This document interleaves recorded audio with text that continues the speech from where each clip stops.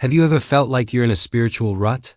Maybe your relationship with God feels distant, or you've just been going through the motions. You're not alone. Sometimes we need a major reset, a spiritual spring cleaning. Today, we're diving into the story of a king who did just that, and it completely transformed his nation. Let's look at King Hezekiah in 2 Chronicles, chapters 29 and 30.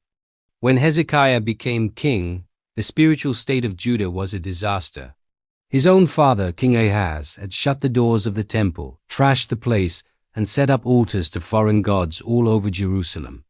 Imagine the house of God, the very center of worship, locked up and desecrated. It was a dark time. But Hezekiah, in the very first month of his reign, did something radical. He didn't wait. He immediately reopened the temple doors and called the priests and Levites together. His first order of business: sanctify yourselves now and sanctify the house of the Lord. He knew that revival couldn't happen in the nation until the leaders first got right with God. It's a powerful principle for us today. If we want to see change in our families, our communities, or our churches, it has to start with us. We have to be willing to look inward first, to confess our own shortcomings and rededicate ourselves to God. The priests got to work, spending 16 days cleaning out all the filth and junk that had accumulated in the temple. They restored it to a place of holiness. Once the temple was cleansed, it was time for worship to be restored. Hezekiah gathered the leaders of the city, and they brought offerings to atone for the sins of the kingdom. And then the music started.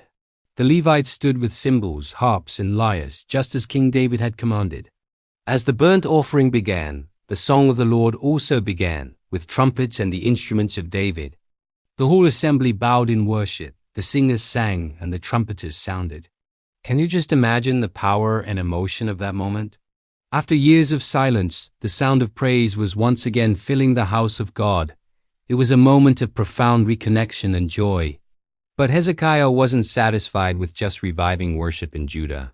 He wanted to unite the entire nation, including the northern kingdom of Israel, which had been scattered by the Assyrians.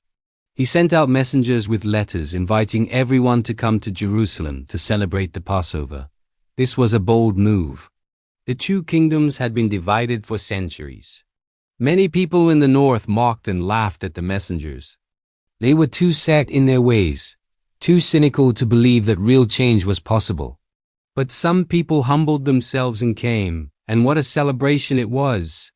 A massive crowd gathered in Jerusalem, larger than had been seen in generations. They tore down the pagan altars in the city and celebrated the Passover with incredible joy.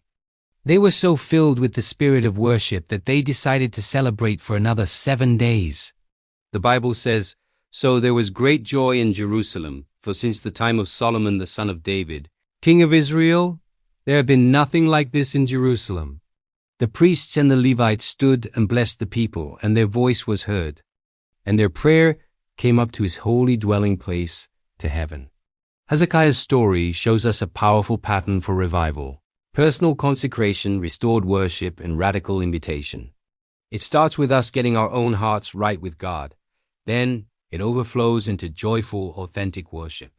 And finally, it moves us to reach out and invite others to experience the same grace and joy, even if we risk being misunderstood or rejected. If you feel like your spiritual life needs a reset, take a page from Hezekiah's book. Start by cleaning house in your own heart.